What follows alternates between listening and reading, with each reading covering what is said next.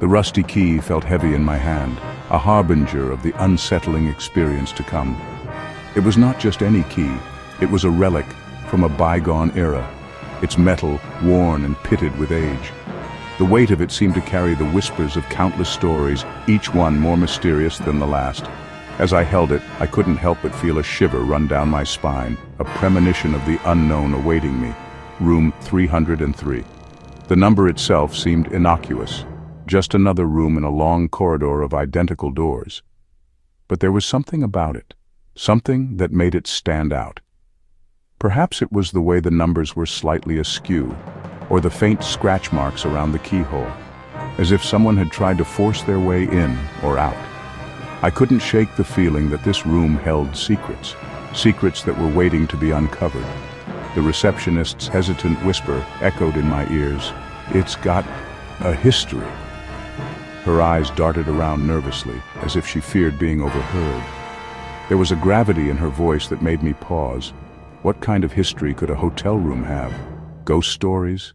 Tragic events? The possibilities swirled in my mind, each one more unsettling than the last.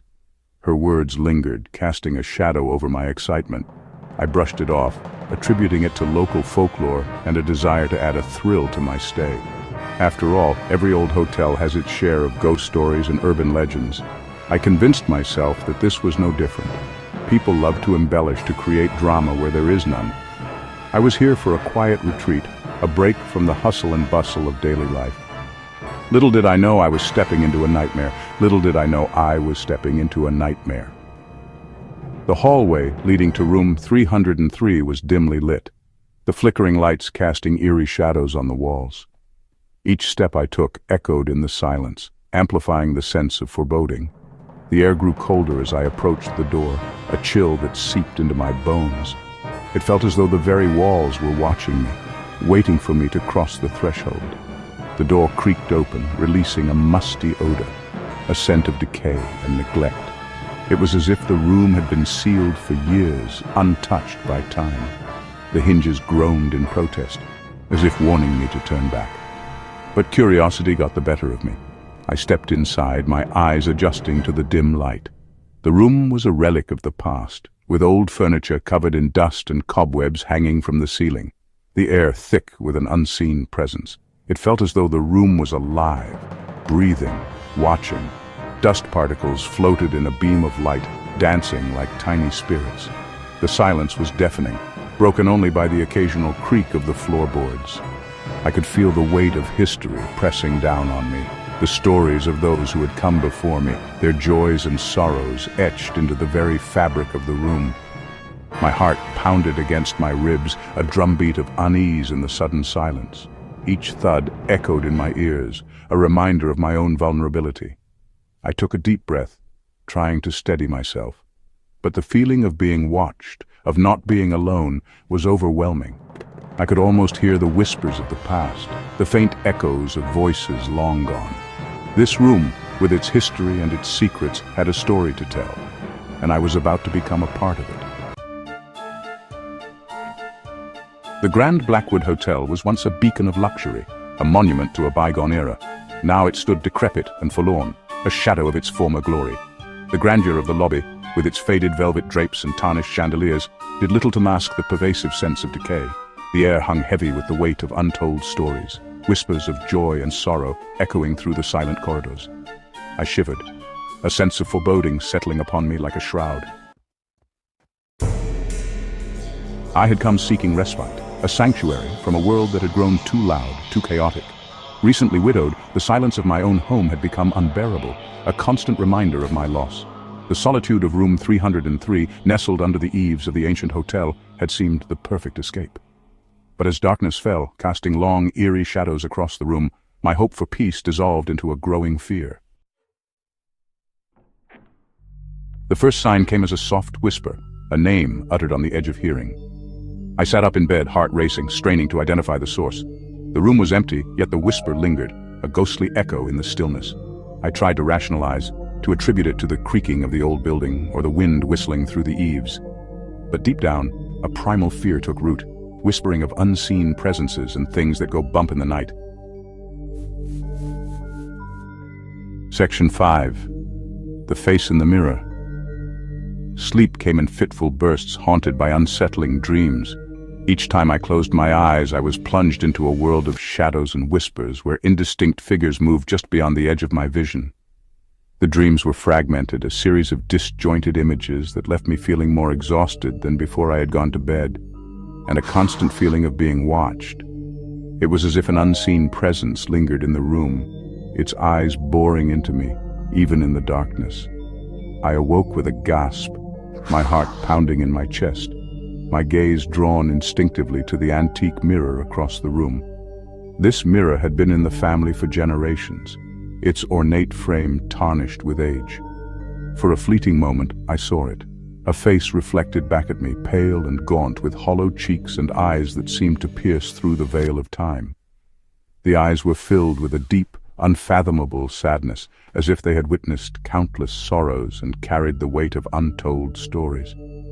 I blinked, and it was gone, leaving behind only the echo of sorrow. The room felt colder, the air heavy with an unspoken grief, and the chilling certainty that I was not alone. The mirror seemed to hold secrets, its surface a portal to another realm. I couldn't shake the feeling that the face I had seen was trying to communicate something, a message lost in the mists of time. The experience left me with a lingering unease, a sense that the boundaries between the living and the dead were not as clear-cut as I had once believed. The face in the mirror was a reminder that some stories never truly end and some spirits never find peace.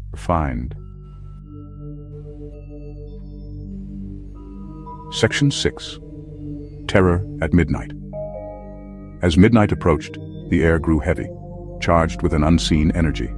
The temperature plummeted, sending a shiver down my spine. The whispering grew louder, morphing into distinct sobs, filled with an unbearable grief that seemed to seep into my very bones. Then, the shadows began to dance, twisting and contorting into grotesque shapes that flickered at the edge of my vision. Terror, raw and consuming, gripped me in its icy embrace. Section 7. A desperate escape. I had to get out. I stumbled from the bed, heart pounding against my ribs like a trapped bird. But as I reached for the door handle, it turned ice cold beneath my touch. The room seemed to press in, the air thick and suffocating. Panic surged through me, threatening to overwhelm my senses. I fumbled for the lock, my fingers clumsy and trembling, but the door wouldn't budge. I was trapped. Section 8. The Haunting Truth. Exhausted and terrified, I sank to the floor, tears streaming down my face. The room felt like it was closing in on me, the shadows growing longer and darker with each passing second. My heart pounded in my chest, each beat echoing in the silence that enveloped me. I could feel the weight of the room's history pressing down on me, a suffocating presence that seemed to whisper of past sorrows and unspoken secrets. As the first rays of dawn pierced through the cracks in the curtains, the room fell silent. The oppressive darkness that had seemed so impenetrable just moments before began to recede, replaced by the soft golden light of morning. It was as if the room itself was taking a deep breath, releasing the tension that had built up over the long, haunted night. The light brought with it a sense of calm, a promise of a new beginning, but also a reminder of the night's terrors. The oppressive atmosphere lifted, leaving behind only a lingering sense of sadness and the echo of my own fear. The room, now bathed in the gentle light of dawn, seemed almost peaceful, but I knew better. The memories of the night were still fresh in my mind, the fear still palpable. I could still feel the cold touch of the unseen presence that had haunted me, hear the faint whispers that had filled the silence. The room was empty now, but it was far from empty of its past. I later discovered that room 303 had been the site of a tragic event. A young woman, heartbroken over the loss of her love, had taken her own life within those very walls. Her sorrow and despair had seeped into the very fabric of the room, leaving behind a haunting presence that lingered long after her death. The hotel staff spoke of strange occurrences, of guests who had felt an inexplicable sadness, of whispers in the night, and cold spots that seemed to move of their own accord. The story of the young woman, whose name was Emily, was a tragic one. She had come to the hotel with her lover, hoping to start a new life together. But fate had other plans. Her lover had been called away on urgent business, promising to return soon. Days turned into weeks, and weeks into months, but he never returned. Heartbroken and alone, Emily had taken her own life in room 303, unable to bear the pain of her loss. Her spirit, it seemed, had never left, bound to the place where her heart had been broken.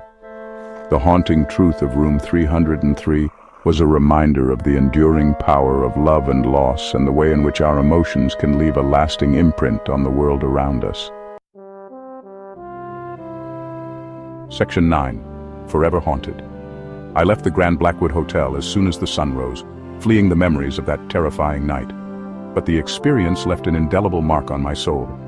I carry the memory of room 303 with me, a constant reminder of the unseen world that exists just beyond our perception.